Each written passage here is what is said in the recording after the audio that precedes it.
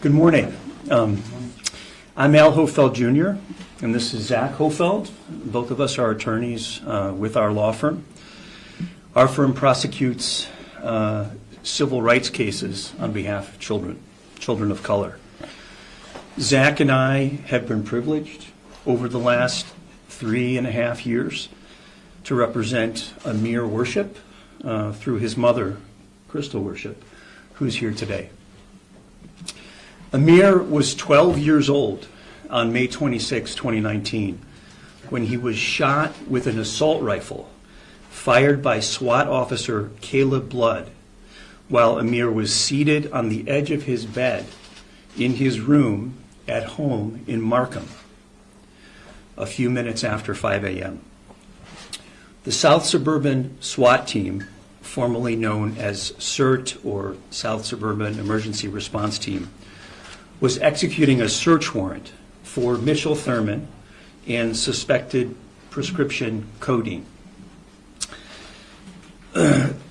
Neither Miss Worship nor Amir nor any of her children were the targets of the search warrant. None of them were suspects. Amir had had no prior history with the police, no prior contact. Mr. Thurman at the time was Miss Worship's boyfriend. He is now a former boyfriend. The criminal case against Mr. Thurman was dismissed a few weeks later on June 24th, 2019, just before we filed this lawsuit in August of 2019. Over the last 3.5 years, we have obtained evidence in discovery in this lawsuit about how and why Amir was shot on May 26th of 2019. All witnesses, including all officers, including Officer Blood, agreed that the home and all of its occupants had been completely cleared and secured of all safety threats to officers several minutes before Amir was shot by Officer Blood. Further, all eyewitnesses, including Officer Blood, admitted that Amir was fully cooperative from the first moment they encountered him, that he followed all officer instructions, and that no officer at any moment ever perceived him as a safety threat of any kind. Amir had been sleeping. He was dressed only in athletic shorts, no shirt. When he was shot, he was seated on the edge of his bed, putting on his shoes as he had been instructed to do by Officer Blood. Further, all witnesses in the case, including Officer Blood himself, admitted, as they must, that Officer Blood's rifle was pointed directly at Amir at the moment that Officer Blood fired it.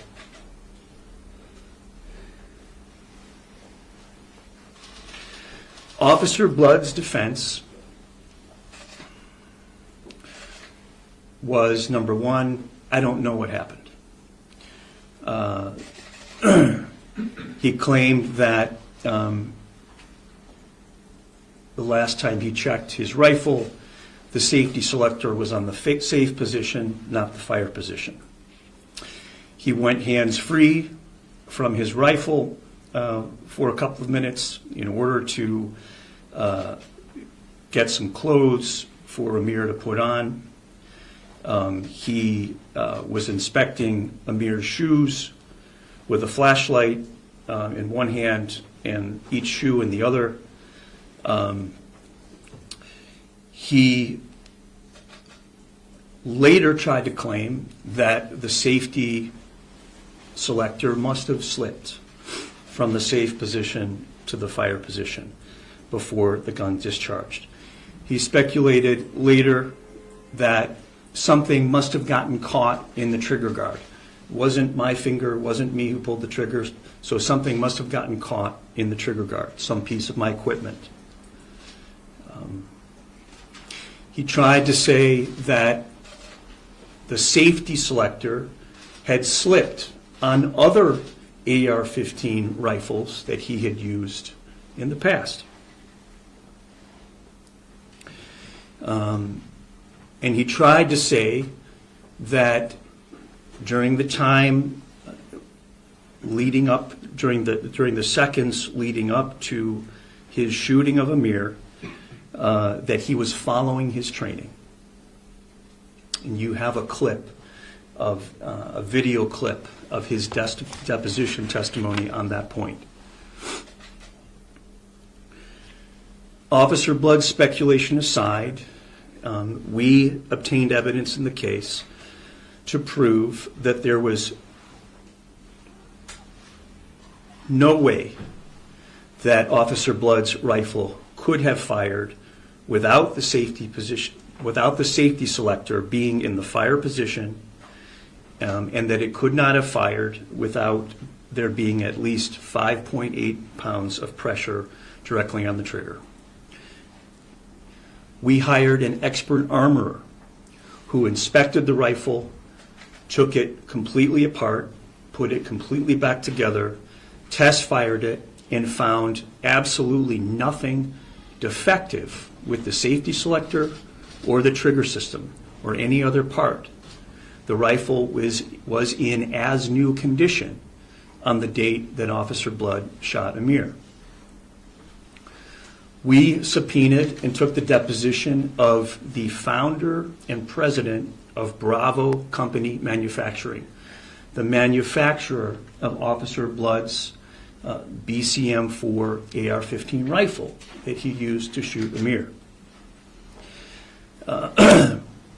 The president of Bravo testified, first from a technical standpoint, that the safety selector could not have and does not move to the fire position by itself in these rifles, and that the trigger could not have spontaneously become depressed by itself. And second, he testified that from a record standpoint, in the entire history of Bravo Company Manufacturing, there's never been a single consumer complaint, a single lawsuit, or any other type of report of a malfunction with the BCM rifles along the lines of the excuse or reason that Officer Blood gave. Next, our police practices experts did a reenactment to test Officer Blood's theories about how his rifle discharged. They imitated all of the moves that Officer Blood claimed that he made or engaged in before his rifle fired.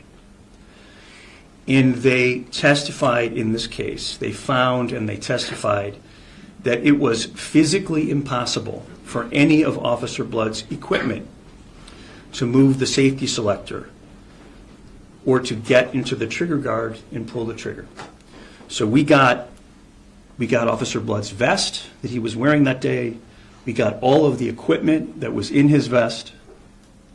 There was a knife, for example. There was speculation about maybe the knife handle could have gotten into the trigger guard, et cetera, et cetera, et cetera. We tested all of that. Our experts tested all of that. They could not get the safety to move, and they could not get the trigger to depress or to get pulled by any of the equipment. Officer Blood claimed that, perhaps in the process of bending over and picking up clothes for Amir and handing Amir's, there was friction, there was rubbing between the rifle and his vest that may have moved the safety. We tested for all of that. The safety didn't move.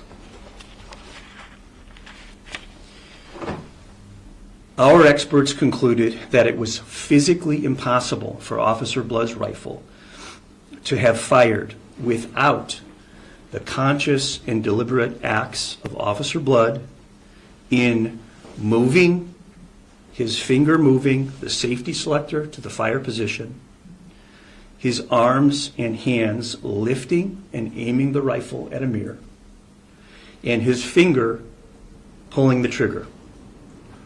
And all of this had to happen at the same time. All of this did happen at the same time.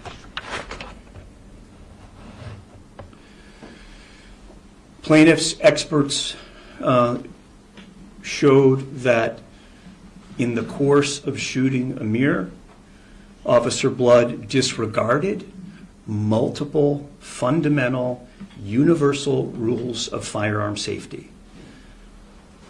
Even if you go hands-free, even if you're under a policy that allows you to go hands-free, to do things with your hands for brief periods of time, you are still under an obligation to maintain positive control of that incredibly dangerous instrument, weapon that you're carrying. You are required to keep the safety selector on the safe position until you've made a decision to fire. You are required to keep your finger outside the trigger guard along the frame of the rifle until you've made a decision to fire the weapon. You are required to keep the muzzle down, to keep the rifle in the low ready position, 45-degree angles with the floor. And you are never to point at anything or anyone that you are not willing to see destroyed. Officer Blood violated all of these rules. Plaintiffs' experts also concluded that Officer Blood disregarded basic use of force rules, such as don't point at people who are fully compliant with all officer instructions, who are non-resistant, and who pose no hint of danger, especially vulnerable people like children and the elderly. Now, you also have a video clip of Amir's deposition testimony in which he explains how he explains what Officer Blood was doing and then how Officer Blood shot him. And he demonstrates what he saw as he was putting his shoes on. And basically, once Officer Blood finished shining his light in the second shoe and handed the shoe back to Amir to put on, he put his flashlight back in his vest, and then both of his arms, both of his hands went back to his gun, and he adjusted, lifted his gun up, left hand on the barrel, right hand on the grip and in the trigger guard, and fired. Amir testified that the gun, right before it fired, when it was pointed at him, it was actually pointed at his upper body, his chest area. And only because he had started to lean back on his butt a little bit in order to bring his leg up and reach his foot so he could put his shoe on, only because of that was he hit in a lower part of the body, in his right knee.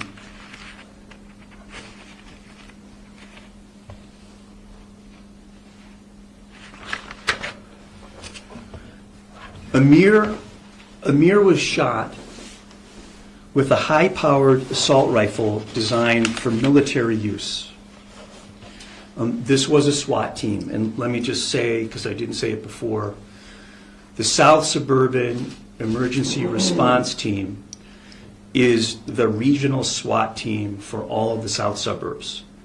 So the way it works is each South Suburb that participates sends one or more members from its police department. So The South Suburban Emergency Response Team is made up of members of all the South Suburban police departments, including Richton Park, which was Officer Blood's employer. Officer Blood shot Amir with a BCM-4 AR-15 rifle. It was personally owned by Officer Blood. There's no evidence that it had been approved by either the SWAT team or Richton Park. Rifles of this caliber create a wound channel or a wound pathway that can be in excess of 3 inches in diameter. Within this wound path, they tear through and destroy human flesh and break bones.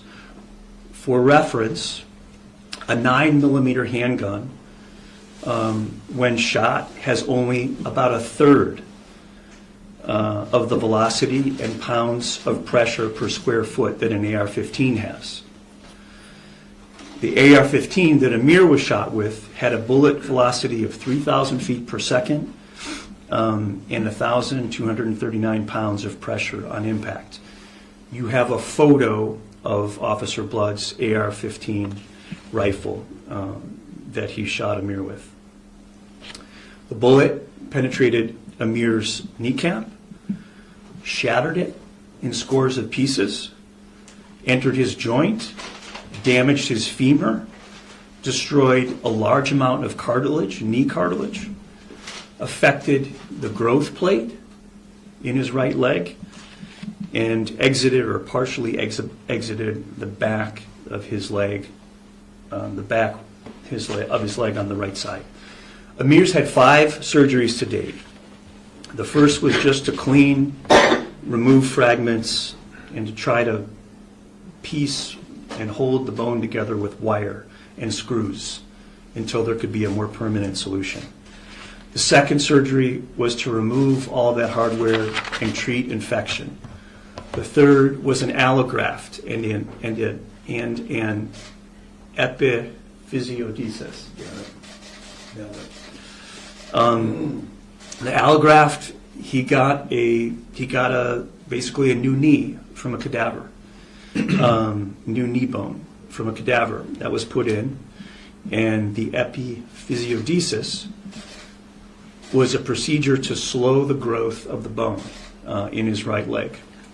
The fourth surgery was an epiphysiodesis on his good leg, the left leg, so that his legs wouldn't continue to grow unevenly and affect his walk and his hips and his back. The fifth surgery was to correct a valgus that his right leg had started falling into, as well, and to straighten that leg. He's expected to have a sixth surgery to further address the discrepancy in the length of his 2 legs. Our orthopedic surgeon, expert witness in this case, as well as Amir's treating orthopedic surgeon, testified that Amir is expected to have his first total knee replacement before the age of 25. He's now 16. They're trying to put it off as long as they can. Our orthopedic surgeon expert testified that because each knee replacement that a person gets only has a life of 15 to 20 years, Amir is going to need at least 3 and possibly 4 additional full knee replacements after he gets the first one throughout his lifetime. So he will need one before he's 25. He will need one again at or before the age of 40, again at or before the age of 55, again at or before the age of 70, and if he lives that long, at or again at or before the age of 85. So Amir's facing at least 5 additional surgeries on top of the 5 he's already had. each time he goes through surgery, he's got to climb the hill of physical therapy again for weeks. Amir is permanently disabled, permanently partially disabled. Prior to the shooting, he was an athletic, active kid. He loved to play football, basketball, both in organized sports and just neighborhood pickup games. He loved to play outdoors. According to doctors, he will never be able to play sports extensively again. He's a junior in high school. He hasn't been able to go out for any sports teams. He'll always walk or run with some kind of limp. He can play like basketball for brief periods, 15, 20 minutes before it starts hurting, before he has to take a break. He can't ride a bike. He gave up on that. He couldn't do it with his leg. When other kids go to the mall, he sometimes stays back because he can't walk. He can't walk, far distances around the mall with the other kids. This huge part of his childhood was taken from him. Mentally, emotionally, a child psychiatrist who we used as a consulting expert in this case examined Amir, concluded that he has PTSD. There have been times when Amir has been bullied at school because of the way that he walks. Kids have noticed he walks with, a brace, or he walks with, a little bit of a limp. Amir has fewer nightmares today, but he still has nightmares about what happened with Officer Blood shooting him and what happened to his family that day. He has nightmares about the police hurting his brothers. There have been times when he's been very depressed and has just stayed in his room. He's had suicidal feelings. His nerves, again, they're much better today, but he's still on edge. He can't handle loud noises. They give him flashbacks. And whenever he sees a police officer, he has severe anxiety.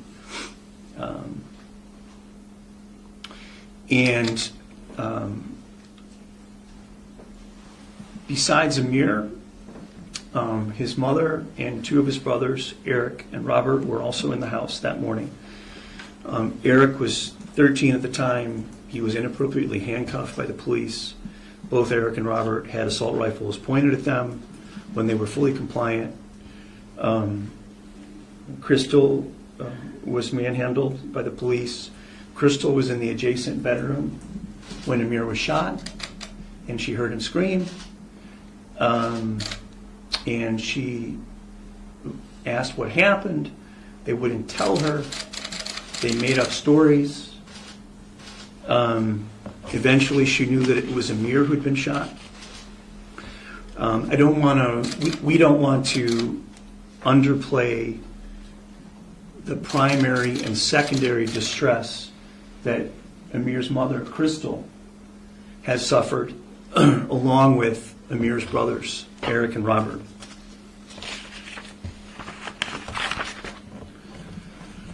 Today, though, we are announcing that defendants Richton Park and Caleb Blood have settled Amir's case with Amir and Crystal.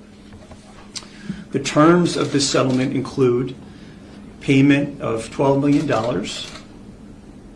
by Richton Park's insurer, which is IRMA, standing for Intergovernmental Risk Management Agency.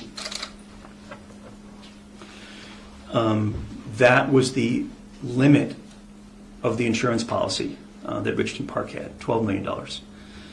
I should also say that there have been earlier settlements with other defendants. An additional $322,000 was paid to Amir and his mother and his brothers for the violations of their civil rights on the morning of the incident.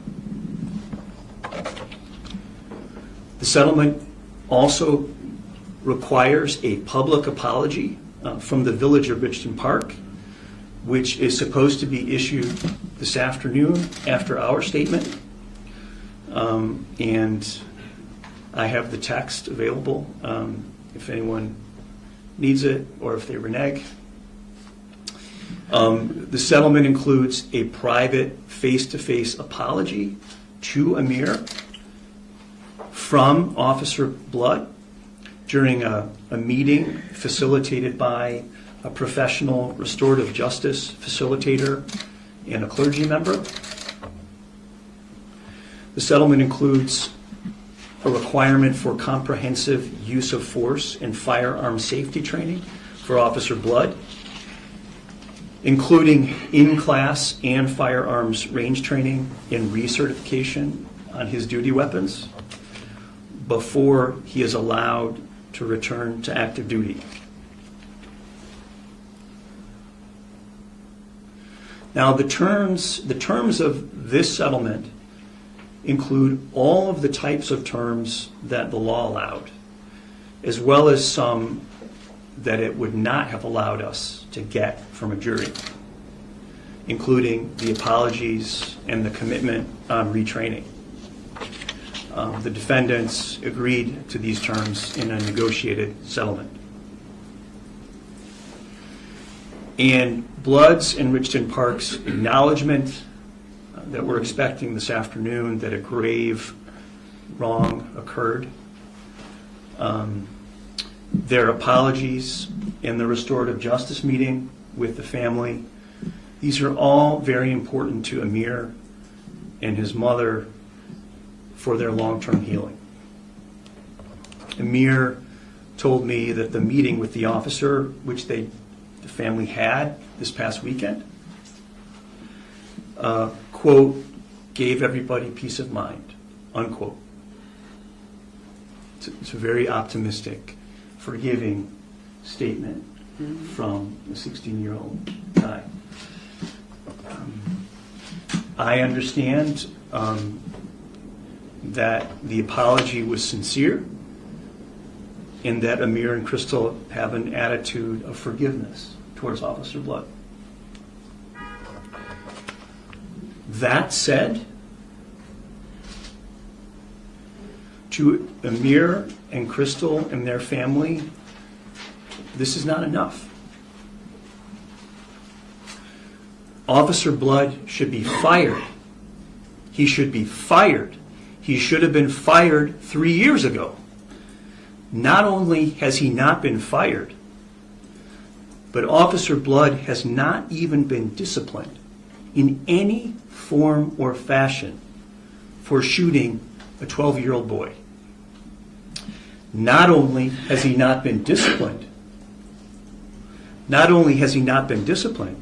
but with the exception of a brief 30-day period immediately following the shooting, during which he underwent mandatory psychological screening, he's been on the streets on active duty. Richton Park immediately returned him to the streets, and he worked the streets as an active duty officer until June of 2022, for 3 years. In June of 2022, he assumed desk duty at his own request, not because the department thought that he was any kind of risk to citizens, and not because he's under investigation anymore or is being disciplined. The 3 investigations that have been done to date into Officer Blood's conduct when he shot Amir Worship don't pass the laugh test. The Richton Park Police Department's internal affairs investigation, in which Officer Blood himself was not even interviewed and his rifle not even examined, found no excessive force, no firearm safety violations, no misconduct, and did not even recommend retraining for him. The Village of Richton Park's interrogation by the village attorney also found no excessive force, no firearm safety violations, no misconduct, and did not recommend any discipline, let alone termination or suspension, and did not recommend any retraining. The Illinois State Police investigation, the mandatory state investigation that's done following an officer-involved shooting in Illinois that occurs when the shooting occurs outside of Chicago. The ISP investigation also did not interview Officer Blood and failed to get the pertinent evidence, but nevertheless suggested that what happened was just an accident. As a result, the Cook County State's Attorney's Office, which relied on that investigation to consider charges against Officer Blood, declined to bring any charges back in 2019. Now, none of these investigations asked Officer Blood whether his rifle was pointed at Amir when it fired, and how that occurred and why that occurred. Officer Blood didn't get that question from any of these investigators. This, common sense tells you, is the 500-pound elephant in the room, and all of the investigators just ignored it. None of the investigators probed Officer Blood's speculation about his safety selector slipping to the fire position, or his trigger getting caught by a piece of equipment and discharging. Except the state police did test his rifle and found that it was operating properly and normally without any problems, just like our experts found.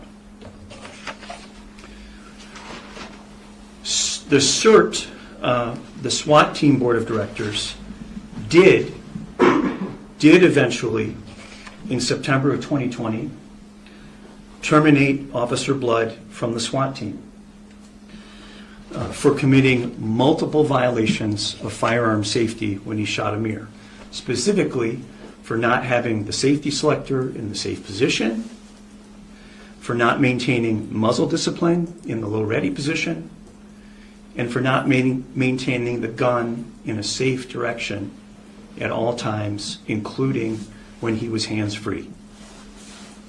But in the meantime, Officer Blood remained a Richton Park police officer on the streets of Richton Park for 3 years after the incident.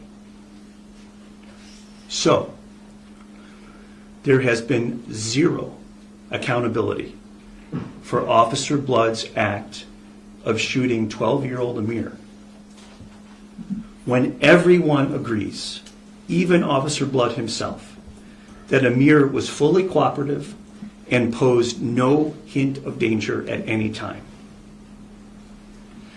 A police officer should not be able to shoot a 12-year-old child with an assault rifle for literally no reason, without consequence and with complete impunity. That should not happen in our society. And so, in light of the testimony and other evidence that we obtained in this case, the expert witnesses we hired,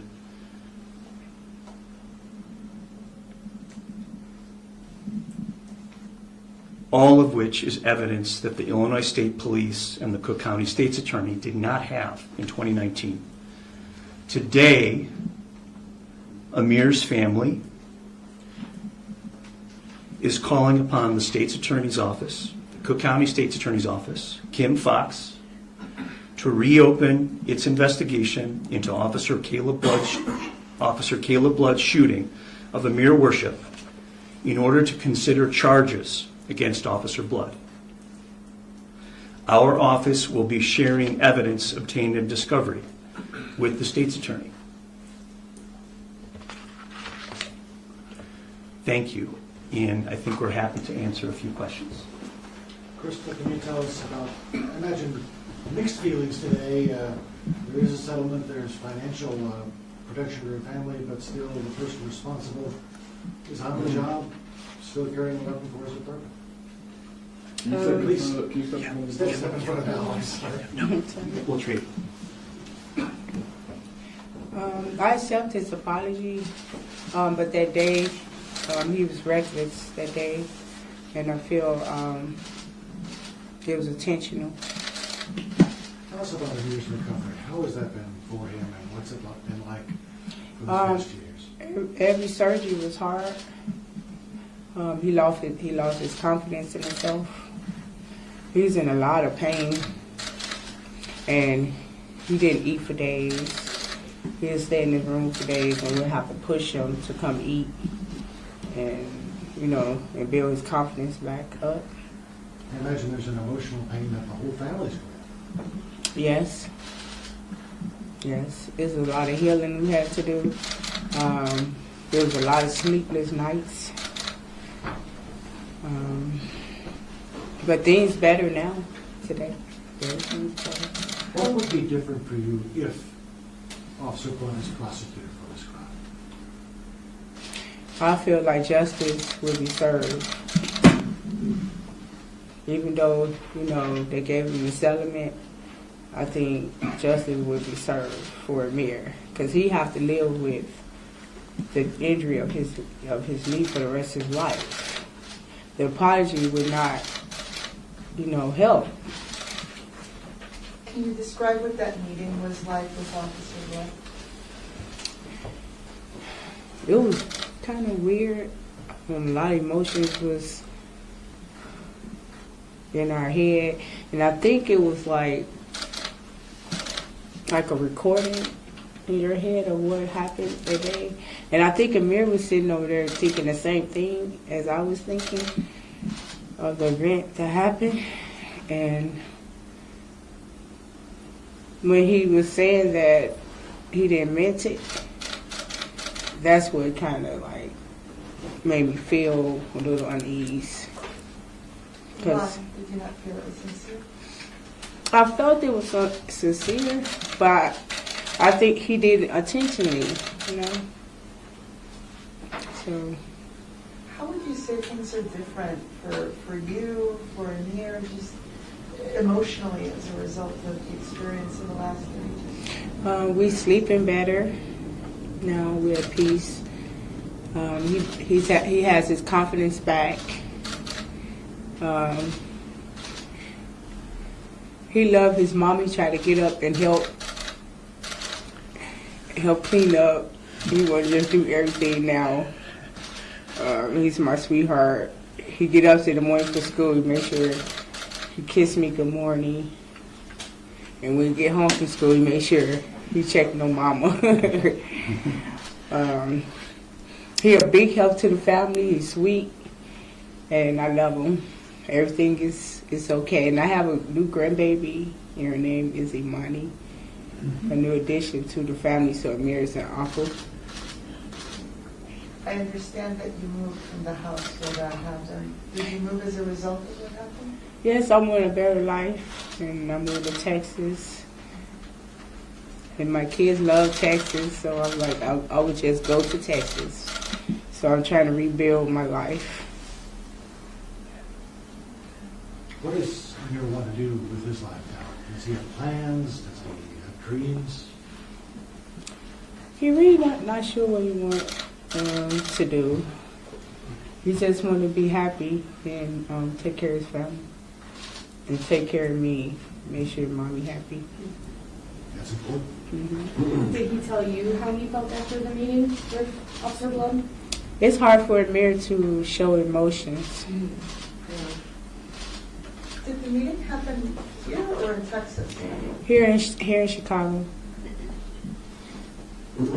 Now, so often we come to your office and we hear about these cases where families have been terrorized by often wrongful raids on police, by police on homes. How does this underscore the treatment of innocents in a home and the way police need to reevaluate when they arrive on the scene, what they do when they're there? Yeah, great question. Oh, thanks. Great question, Charlie. So when we filed this case, I said, this is exactly what's going to happen in Chicago if officers universally don't change the practice they have of pointing guns indiscriminately at everyone in the home when they enter, including children.